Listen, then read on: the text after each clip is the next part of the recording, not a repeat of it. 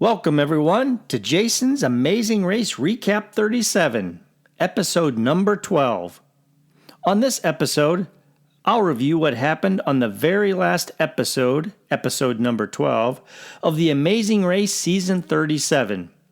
This was the finale, where we not only found out who the top 3 teams were, but we also saw who actually won the $1 million. I'll also talk about my impressions of the season and explore what might have been had there been just a few different outcomes throughout the race. So let's get started. I'm your host, Jason Mogul.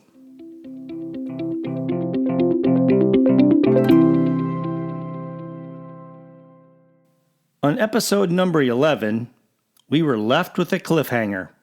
We knew that Carson and Jack and Han and Holden were in the top 3. What we didn't know was who that third team was, and that was between Alyssa and Josiah and Jonathan and Anna. Jonathan and Anna fell far behind the others due to poor navigation, but Alyssa and Josiah's fender bender and some navigation issues of their own allowed Jonathan and Anna to catch up at the tiles detour. We last saw Jonathan and Anna pulling ahead of Alyssa and Josiah as they were adhering the tiles to the wall. But in the process, Jonathan dropped a tile, and it broke on the ground. Oh no! What would come next? How would they address that? Then the episode ended, leaving us in suspense. Who was the third team? I thought it was a great cliffhanger, one I didn't expect. So, a day later, at the start of episode 12, we saw how the broken tile was addressed.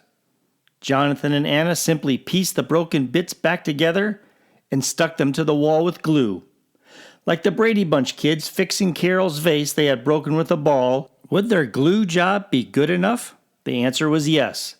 The judge approved Jonathan and Anna's patch job, and off they went to the pit stop. Alyssa and Josiah were not too far behind, but they just couldn't overtake them.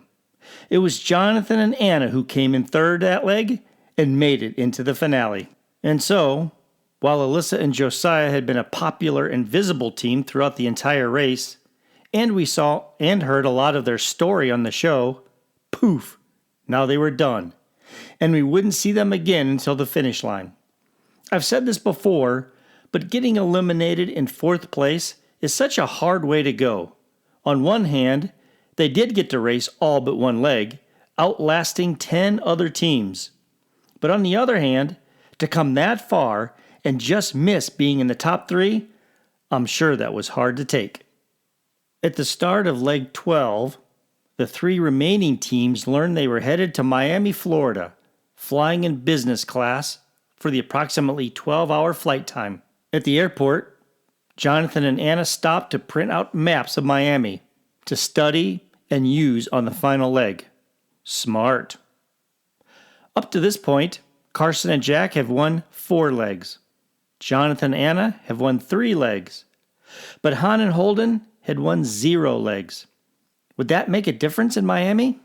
The teams arrived at Miami and raced through the airport to take taxis to a marina to board speedboats that would take them across Biscayne Bay.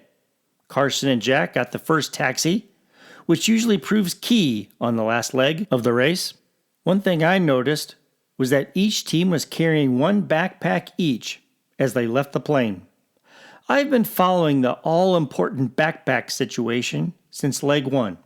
Carson and Jack had always carried just one bag, and Jonathan and Anna went from 2 bags down to 1 bag on leg 9. And now Han and Holden are carrying just 1 bag for the first time. What I found interesting was that the 6 racers were carrying backpacks at all. Some racers, in past seasons, have checked their backpacks at the airport on that final flight and just left them to get them later or just abandoned them. That way they weren't burdened with lugging around the extra weight on that final leg. Carson and Jack arrived first at the speedboats, with Jonathan and Anna close behind. Han and Holden were within sight of the other 2 boats. Riding in the cigarette boats, a famous brand that makes such boats, looked like a lot of fun.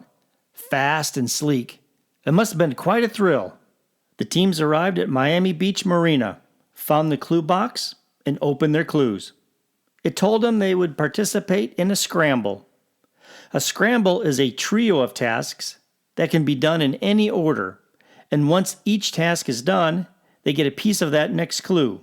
The tasks were sail, soar, and save. In sail, teams had to sail a small sailboat around an island. In soar, one team member had to hydroflight for 60 seconds. And save involved team members taking a jet ski to find and retrieve a mannequin from the water and bring it ashore. Because they can be done in any order, it's possible teams could lose sight of the other teams and not know who is winning or losing. Sometimes teams decide to do the closest one first and move away from the clue box, but the teams don't know what comes after the scramble to help them decide the optimum order. A little luck comes into play here. In this case, all teams decided to do save first. Jonathan and Anna were the first to arrive at the beach where the jet skis were. If you remember, Anna had some fear of the water due to a childhood incident, so these water challenges may give her some trouble. Because of this, she jumped onto the jet ski too early as it was being pushed into the water, making it impossible to slide it off the trailer. The worker helping them tried to tell her she needed to get off, but she said she couldn't. It was kind of comical, actually. That's how much she didn't want to get into the water. But she realized it had to be done, and she got off until the jet ski floated in the water. They rode out into the water, retrieved their mannequin, and returned, just as Carson and Jack got into the water with their jet ski. Han and Holden were in third. After they were done, each team received a wooden block puzzle piece. I noticed at this point that Carson and Jack and Jonathan and Anna wore their shoes and socks into the water, while Han and Holden were barefoot and in minimal clothes. It also appeared to me that the first two teams continued to race in wet and sandy clothes after they were done with the task. It was Han and Holden who probably were the driest at this point. Again, it's just a detail I saw, and I thought it was interesting. All teams decided to go to soar next. Carson and Jack were the first to arrive, and Han and Holden were second. Jonathan and Anna had some trouble with navigation, even with having maps they printed at the Porto airport, and arrived last. Hydroflighting is when a person rides a board with water nozzles on the bottom pointing down. Water is pumped through the nozzles, providing upward thrust. The goal of the task was to ride the board above the water for 60 seconds. It required balance and leg and foot strength. Han, with her surfing experience, was believed to have the edge at this task. Jack decided he wanted to do it, and as Anna read the first part of the clue, she thought the task involved heights. But it was more water. She struggled at it, only lasting a few seconds at a time, and wondered why Jonathan didn't do it. 60 seconds seemed impossible to her. After 9 attempts, it was Jack who finished first, and Han did it in 10 attempts. Frustrated, it took longer than expected. Both teams got their second puzzle piece. Carson and Jack left to find sail, and soon afterwards Han and Holden left, leaving Jonathan on the dock, waiting for Anna to complete it. It took her 21 attempts, but she did it. However, they were now in last place with a significant gap. Meanwhile, at sail, Carson and Jack jumped into the sailboat and immediately propelled themselves backwards. They couldn't figure out how to harness the wind to sail, so they just paddled with their hands and moved the rudder back and forth to make progress. Han and Holden arrived and had the same issues, and they paddled. Jonathan and Anna arrived as Carson and Jack were about 3/4 done, and Han and Holden were half done, and they paddled. It didn't look to me like any of the teams actually sailed their sailboat. Carson and Jack finished first and got their third puzzle piece that assembled into a domino with 8 dots and said Calle on it. It referred to Domino Park on Calle Ocho or 8th Street in Little Havana. This is the same area where Rob and Amber had difficulty locating King of the Havanas cigar shop in Season 7 due to language barriers. Han and Holden finished sail, and they too were off to find Domino Park. But on the way, a distracted Han hit a car in a minor accident, and they had to pull over to share info with the driver, who didn't speak English. Just like Boston Rob in Season 7, language barriers in the U.S. delayed another team. However, Holden's Spanish skills helped keep the setback to a minimum. Carson and Jack were stuck in traffic, but found their way to the park where they received their next clue to go to a film studio. Meanwhile, Han and Holden were back on the road and in search of Domino Park when Holden says he sees dominoes. Han, excited, asks where. Holden says it was a Domino's pizza shop. Oh, shoot. They found the park and received their next clue. Jonathan and Anna completed sail, got their puzzle pieces, and were headed to Domino Park. She knows what a domino looks like, having worked at a Domino's pizza shop as a teenager, but they were significantly behind the others at this point. What came next was the last puzzle of the season. At the film studio, Carson and Jack learned they had to place signs of the season's events mounted on poles in the order they occurred. Those events, if you recall, were Fork in the Road, Intersection, Express Pass, Driver's Seat, the Live Vote Double U-Turn, a Fast Forward, another U-Turn, the Second Express Pass, Non-Elimination, the Head-to-Head, Valet Roulette, and then the Scramble. In addition, teams had to assemble the words Amazing Race using large 3D puzzle pieces and attach photos of the race on them. Han and Holden arrived and began working on their puzzle. As has been the method in past seasons, teams could not see the progress made by the other teams, so no one could copy the work of the other teams, and no team could see how fast the other teams were working.